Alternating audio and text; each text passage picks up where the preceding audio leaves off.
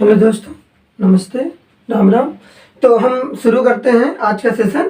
तो जो आज का सेशन है हमारा, वो हम बात करेंगे। हमने पढ़ाया था आपका वर्ड पढ़ाया था। तो वर्ड में हमने आपको बताया था कि 52 होते हैं। उसमें स्वरों की संख्या 11 होती है और व्यंजन जो है, व्यंजन की संख्या हमारी 33 होती है। ठीक है, तो चलिए आज का सेशन है वो शुरू करते हैं। हमने आपको बताया था स्वर के 3 प्रकार होते हैं। पहला होता है ह्रस्व स्वर, जिसे हम एक मात्रिक बोलते हैं, जिसे हम मूल स्वर बोलते हैं। ठीक है, ये पहला है। दूसरा हमने बताया था आपको दीर्घ स्वर।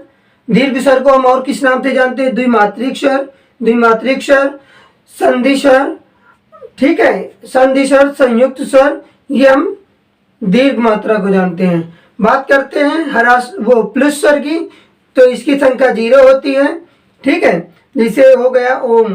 ठीक है, इसके बाद हम बात करते हैं अयोगवा।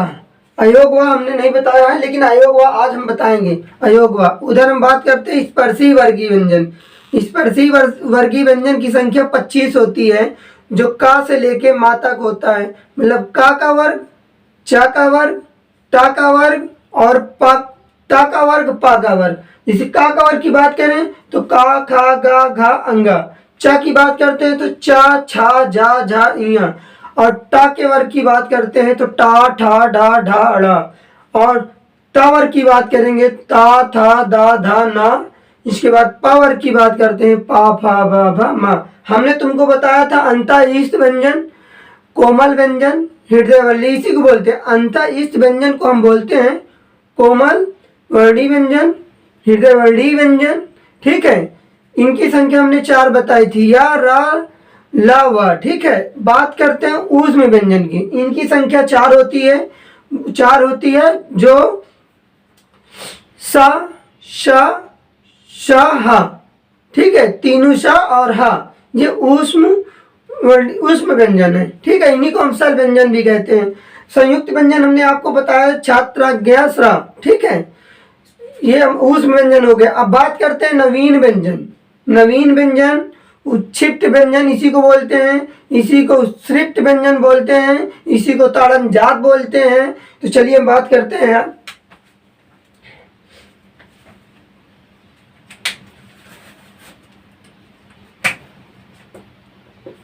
नेक्स्ट, नवीन, उच्छेद, इसी को नवीन बोलते हैं, उच्छेद, आधुनिक,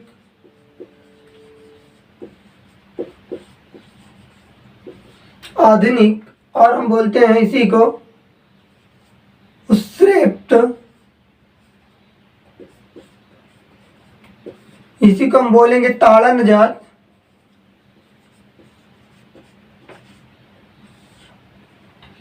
इसी को बोलेंगे उठाकर फेंके हुए,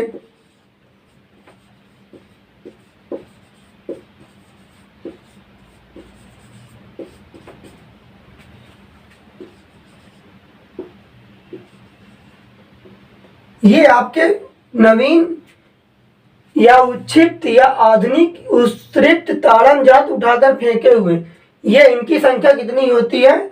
2 होती है। ठीक है, पेपर में आपको दे दिया जाएगा, 4 ऑप्शन दिया जाएगा, इनमें से एक दे दिया जाएगा। पूछेगा नवीन वर्ण कौन से है, तो नवीन वर्ण कौन से, तो आपको बताना पड़ेगा ड और ढ है। ठीक है, इसके बाद पूछ लेगा नवीन व्यंजन को और किस नाम से जानते हैं, तो ये पूछ लेगा, दे देगा उच्छिष्ट व्यंजन, आधुनिक व्यंजन। 4 ऑप्शन दिए रहेंगे, इनमें से एक कोई दिया रहेगा।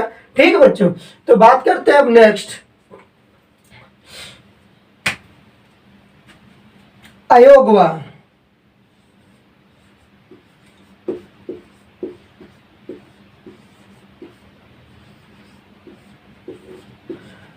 अयोगवा जो होते हैं अन और आहा, अन और आहा, ये हमारे अयोगवा है। अयोगवा मतलब इनको हम कह सकते हैं ना तो ये स्वर हैं, ना ही ना ही व्यंजन। तो ये दो अक्षर जो अयोगवाह है, ना तो ये स्वर है और ना ही ये व्यंजन है, ठीक है, इन्हें अयोगवाह कहते हैं। अब आपको चार ऑप्शन दे दिया जाएगा, बताइए अयोगवाह कौन सा है। इसमें से आपको दे दिया जाएगा चार, कुछ भी चार, बड़ा आ, छोटी छोटा ऊ दे दिया जाएगा और अन दे दिया जाएगा। तो उसमें से आपको बताना कि अयोगवाह है कौन वर्ण। तो आपको इन्हीं में से देख के बताना है, ठीक है। चलिए आगे चलते हैं नेक्स्ट।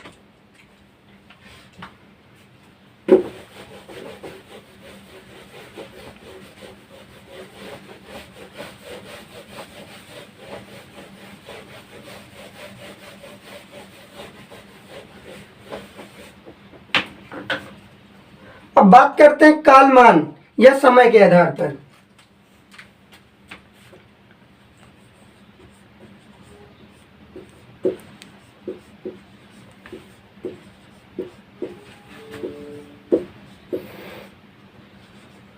समय के आधार पर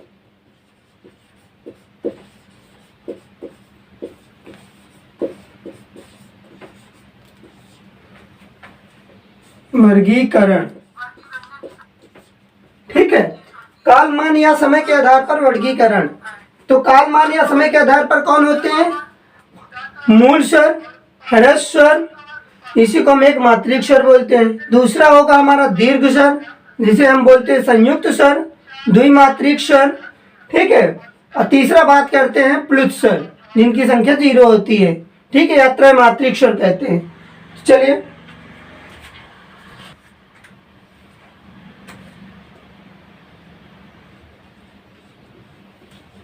ह्रस्व स्वर, इसी को हम और नाम से जानते हैं, मूल स्वर भी कहते हैं,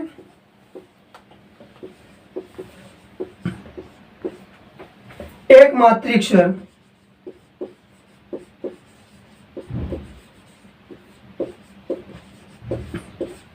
इनकी संख्या कितनी होती है? 4 होती है।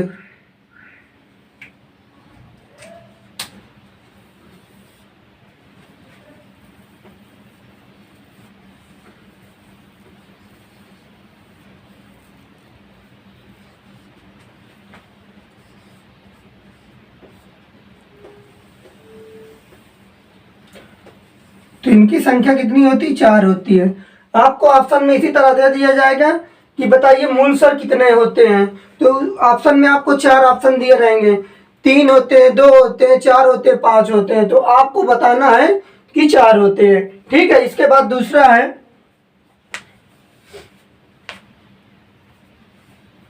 दीर्घ स्वर।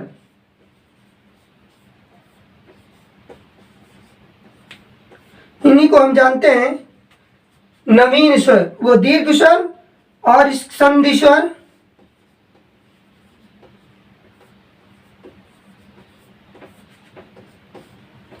और नाम से जानते हैं द्विमात्रिक।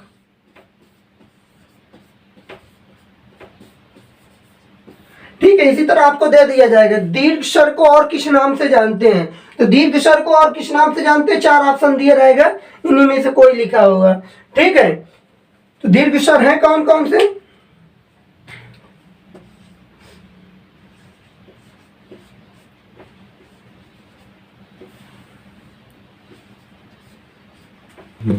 ठीक है, तो दीर्घ स्वर, संधि स्वर, द्विमात्रिक स्वर, इन्हीं को संयुक्त स्वर, ठीक है। इनकी संख्या कितनी होती है? 7 होती है।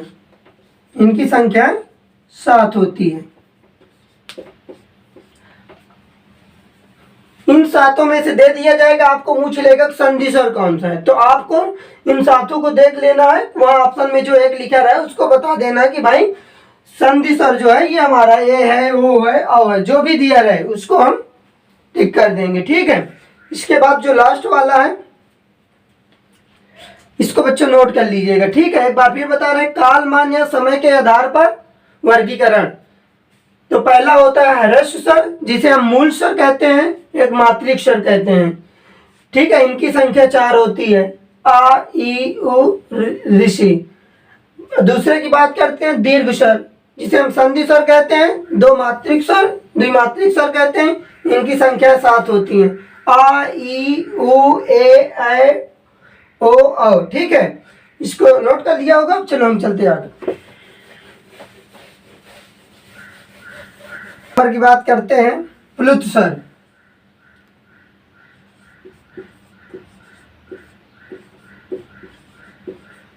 प्लुत सर, इसी को हम बोलते हैं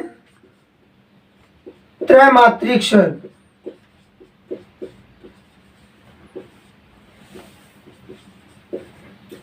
इनकी संख्या जो होती है वो 0 होती है।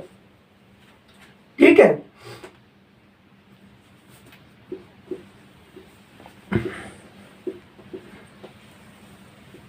ये मिल जाएगा। तो इसे प्लुत या त्रैमात्रिक स्वर कहते हैं। ये तो ठीक है, ये दे दिया जाएगा। आपसे पूछा जाएगा कालमान के आधार पर स्वरों की संख्या कितनी होती है बताना, या ये दे देगा, पूछ लेगा किसमें है। ठीक है, तो ये आपको बताना है। इसी को हम एक और चीज बोलते हैं, अवग्रह।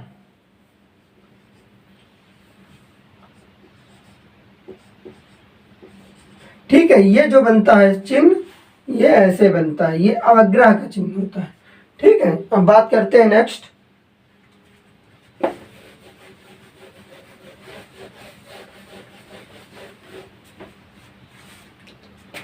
अब बात करते हैं वर्ण और ध्वनि। इसके मुख्य पॉइंट जो है उसको पहले लिखेंगे।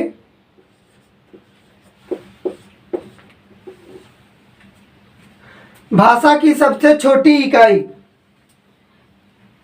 पूछेगा, प्रश्न दे देगा कि भाषा की सबसे छोटी इकाई क्या होती है। तो भाषा की सबसे छोटी इकाई जो होती है वो वर्ण या ध्वनि होती है। ठीक है, तो हम यहाँ पे पॉइंट टू पॉइंट लिखेंगे।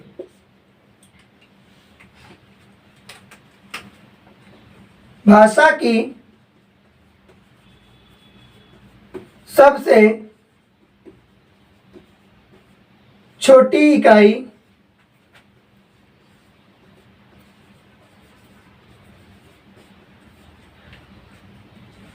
क्या होती? भाषा की सबसे छोटी इकाई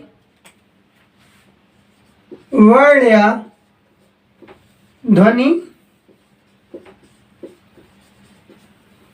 ठीक है, भाषा की सबसे छोटी इकाई जो होती है आपकी वर्ण या ध्वनि होती है। अब तुमको दूसरा पॉइंट आपका बनेगा, भाषा की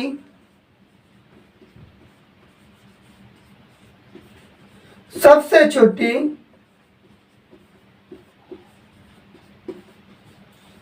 मौखिक इकाई। मौखिक,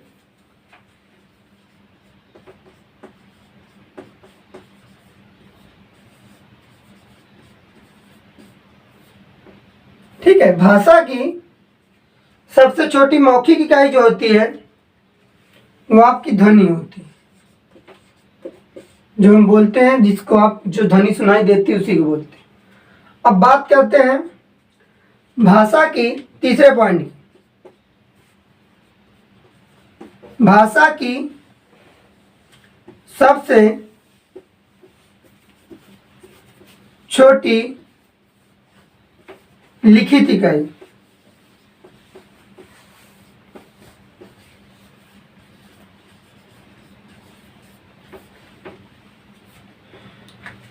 तो भाषा की सबसे छोटी लिखित इकाई जो होती है वर्ण होती है। अब नेक्स्ट पॉइंट की बात करेंगे।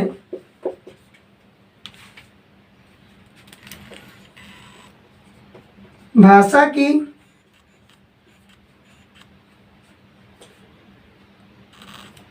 सबसे छोटी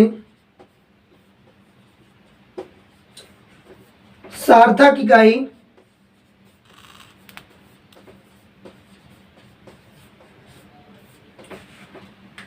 वो शब्द होता है।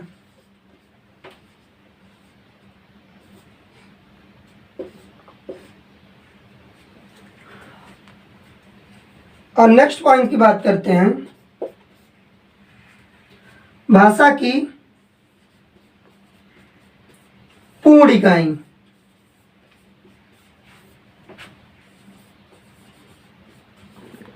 भाषा की पूर्ण इकाई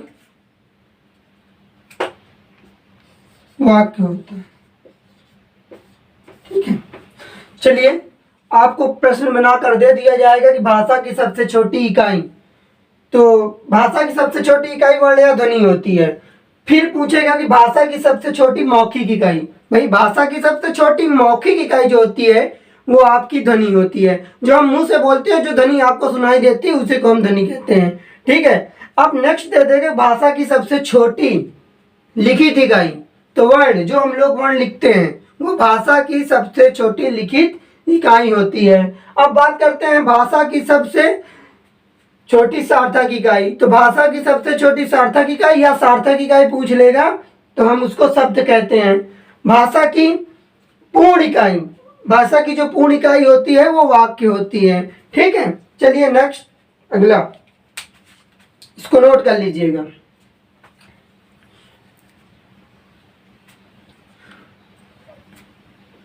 वर्ण या ध्वनि किसे कहते हैं?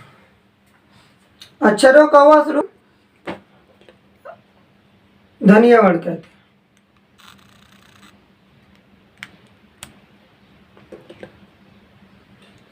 तो हम बात करेंगे अब नेक्स्ट पॉइंट की। अब जो परीक्षा में पूछे जाते हैं,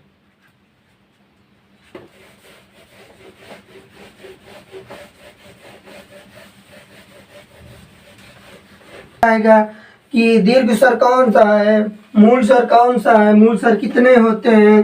ठीक है, तो घबराना नहीं, बहुत इजी है। मेरा वीडियो देख लीजिएगा, इसको पढ़ लीजिएगा, आराम से आ जाएगा आपको।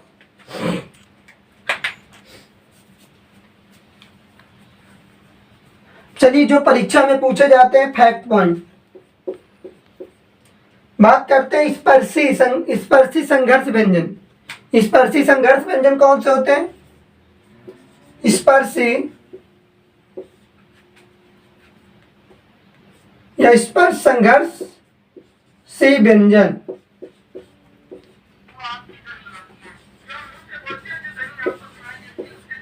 स्पर्श संघर्षी व्यंजन, इनकी संख्या कितनी होती है? तो भैया इनकी संख्या 4 होती है। और वो 4 कौन कौन से हैं? चा, छा, जा, झा, ये हमारे जो है स्पर्श संघर्षी व्यंजन है। ठीक है, अब नेक्स्ट ये पूछा जाएगा, दे दिया जाएगा कि ये बताइए स्पर्श संघर्षी व्यंजन कौन। 4 ऑप्शन दिया जाएगा, का दे दिया जाएगा, टा, मा और इसी में से एक उठा के जा रख दिया जाएगा। पूछेगा कि स्पर्श संघर्षी व्यंजन क्या है, तो स्पर्श संघर्षी व्यंजन चारों ऑप्शन में एक ये दिया रहेगा और इसी को आपको आराम से टिक कर लेना है। ठीक है, अब बात दूसरे पॉइंट की बात करते हैं, संघर्षी व्यंजन या संघर्ष या संघर्षी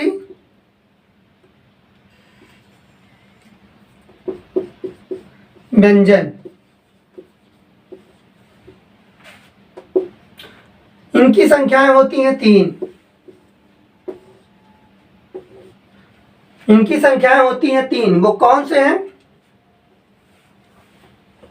श, श और श। देखो ये जो तीनों श है ना, ये आपका मूर्धन्त है, तालु है, दंत है। ये यहां से इनका उच्चारण स्थान होता है। ठीक है, ये आपका जो है तालु, ये मूर्धन और ये दंत। ठीक है, ये संघर्षी व्यंजन है, इनकी संख्या 3 होती है। ठीक है, पेपर में पूछेगा कि बताइए संघर्षी व्यंजन कौन है, तो संघर्षी व्यंजन इनमें से एक ऑप्शन में ये दिया रहेगा और आपको बताना है कि हाँ ये सही है, सा है, ये शिकारी वाला सा जिसे हम बोलते हैं तालु सा। ठीक है, अब नेक्स्ट बात करते हैं ऊष्म संघर्षी।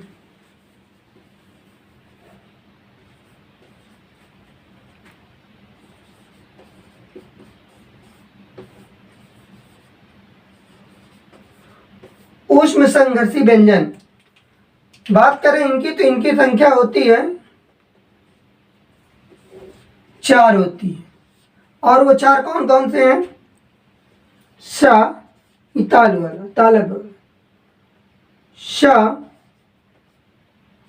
मूर्धन्य वाला, इसके बाद स दंत वाला और इसके बाद हा। ये आपके ऊष्म संघर्षी व्यंजन हैं। नेक्स्ट पॉइंट की बात करेंगे।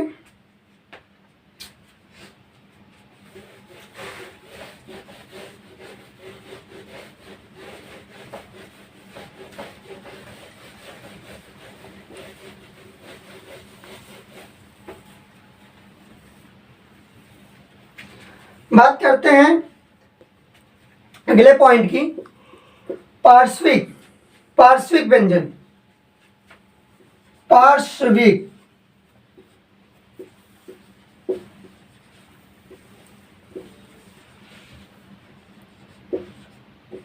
पार्श्विक व्यंजन ये आपको कोई बताता नहीं, लेकिन हम बता रहे हैं आपको, ये पूछा जाता है।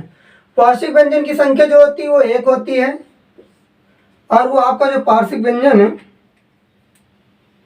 वो ला है। ठीक है, याद रखिएगा, ये पार्श्विक व्यंजन है। अब बात करते हैं हम प्रकंपित, लुंठित, प्रकंपित या लुंठित व्यंजन की।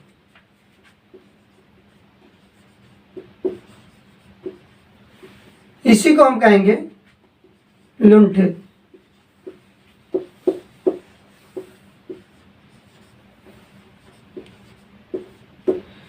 इनकी संख्या भी 1 होती है।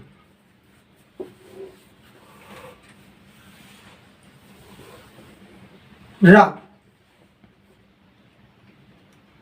ठीक है। पार्श्विक व्यंजन इनकी संख्या 1 होती है, ला, और प्रकंपित या लुंठित व्यंजन इनकी भी संख्या 1 होती है, जिसे रा कहते हैं। ठीक है, नेक्स्ट पॉइंट की बात करते हैं, आगत स्वर।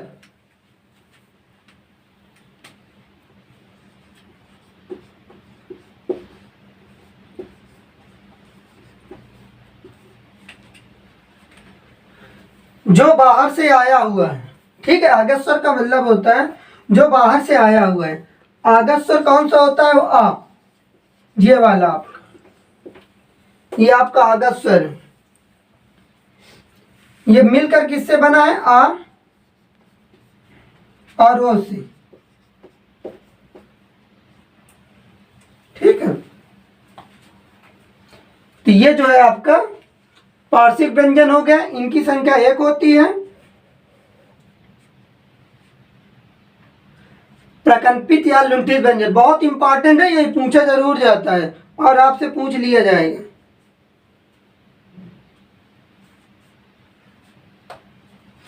तो इसको बहुत ध्यान से पढ़ के जाना है। ठीक है, अब बात करते हैं स्वरतंत्री या काकल्य व्यंजन।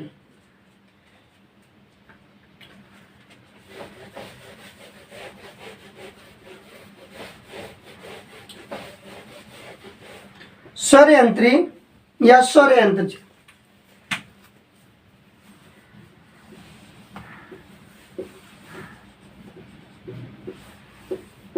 इसी को बोलते हैं काकल्य वर्ण। इनकी संख्या कितनी होती है? इनकी संख्या होती है 2।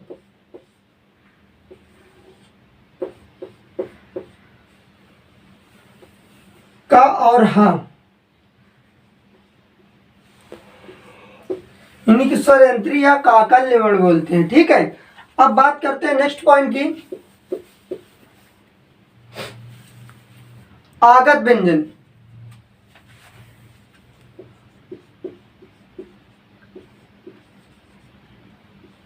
ये बहुत मोस्ट इंपॉर्टेंट है, यही परीक्षा में पूछे जाते हैं, कंफ्यूज न होना। आगत व्यंजन इनकी संख्या तो 4 होती है। अगर ऑप्शन में आपको 4 मिले तो 4 लगाना, अब 5 मिले तो 5 लगा देना। अब वो 4 और कौन से हैं तो वो बताते हैं। का हो गया, खा, जा, फा। ठीक है, अगर ये दिए रहे तो इनकी संख्या 4 होगी। क्या कहेंगे? 4। लेकिन एक और आएगा, अगर दिया रहेगा तो याद रखना उसकी संख्या कितनी हो जाएगी? 5। तो आगत व्यंजन की संख्या कितनी हो गई? 5। और इन्हीं में से आपको दे दिया जाएगा कि बताइए आगत व्यंजन कौन सा है। तो आगत व्यंजन कौन सा है, आपको 4 ऑप्शन दिए रहेंगे, चा, टा, डा, और इसी में से कोई उठा के एक रख देगा, खा या जा या पा। तो आपको सीधे सीधे उसी को टिक करना है जो आपका सही हो। नेक्स्ट पॉइंट की बात करते हैं।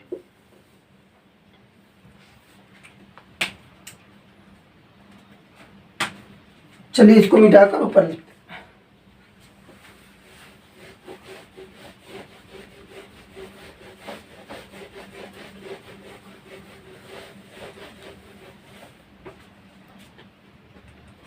अब बात करते हैं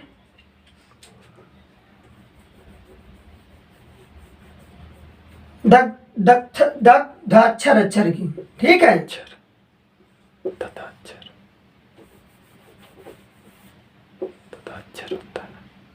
हाँ ददाक्षर।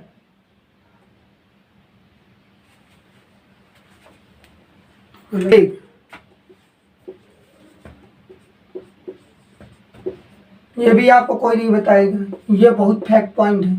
ठीक है, तो इसका ट्रिक भी है हमारे पास।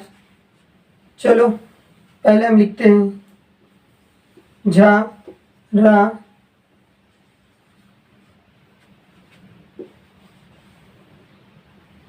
हा और सा। ठीक है, इनकी संख्या होती है 5।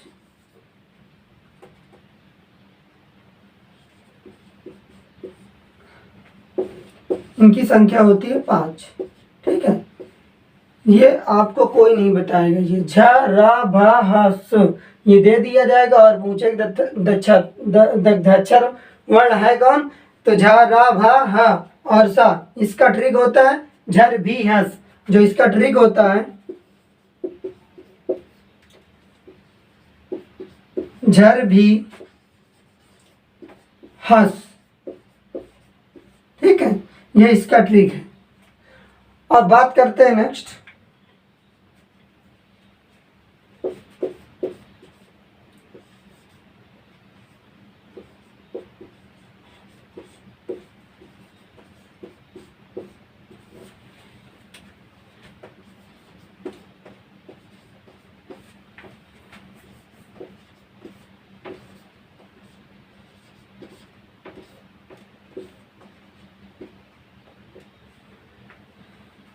इनकी भी संख्या 5 होती है। ठीक है, मतलब स्वर्ण की संख्या 5 होती है, जा ला सा रा न। ठीक है, इसका भी एक ट्रिक होता है। ट्रिक हम इधर साइड पे लिखे दे रहे हैं। जल सार नहीं, ये इसका ट्रिक है। ठीक है, तो आपसे दग्धाक्षर वर्ण पूछेगा, इनकी संख्या 5 होती है, झा रा भा हा और शा। वत्तस्य वर्ण पूछेगा तो इसकी संख्या 5 होती है, जा ला सा रा ना। ठीक है, इनको पढ़ के जाना है और आपकी यूपी टेट को चीड़ देंगे, फाड़ देंगे। ठीक है, अच्छा घबराना बिल्कुल नहीं है। इससे आप कंसेप्ट बता रहे हैं कि आपको कहीं से चाहे जहां से दे देगा, इससे बाहर तो देगा ही नहीं, मुझे पता है, क्योंकि मुझे एक्सपीरियंस है और मैंने दे चुका है, मेरा निकला हुआ है। तो मैं जो आपको बता रहा हूँ, ठीक है, इससे बाहर कुछ नहीं देगा। जो भी देगा इसी से देगा, और जहां से देगा आप तुरंत चपक के पकड़ लेंगे, जाएगा कहाँ वो। ठीक है बच्चों, तो अब बात करते हैं आपका ए अर्ध सर। एक और है,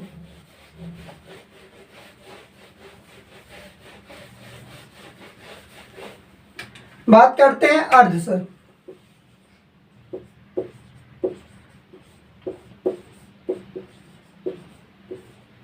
इनकी संख्या 2 होती,